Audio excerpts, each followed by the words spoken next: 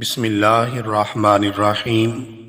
یوں تو تمام دن اور تمام راتیں اللہ تعالیٰ کی ہی بنائی ہوئی ہیں، مگر بعض دنوں کو بعض پر اللہ تعالیٰ نے فضیلت عطا فرمائی ہے۔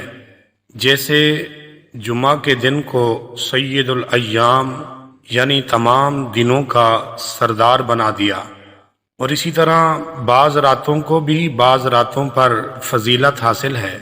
جیسے لیلۃ القدر کو قرآن پاک میں 1000 مہینوں سے بہتر قرار دیا ہے، اسی طرح پورے سال میں خاص طور پر 5 راتوں کو فضیلت اور عظمت عطا فرمائی کہ جن میں عبادت کرنے پر خاص اجر و ثواب اور خاص انعام رکھ دیا گیا ہے۔ اگر کوئی ان راتوں کو شب بیداری کرے اور عبادت میں گزارے تو جنت اس کا مقدر بن سکتی ہے۔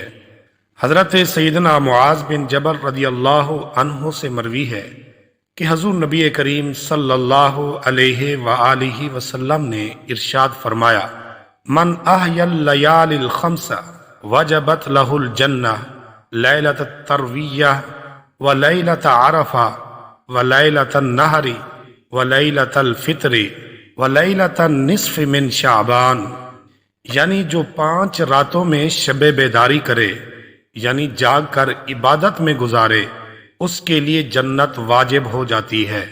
وہ 5 راتیں یہ ہیں: 8 ذوالحج، 9 ذوالحج، 10 ذوالحج یعنی عید الاضحیٰ کی رات، عید الفطر اور 15 شعبان المعظم کی رات یعنی شب بارات۔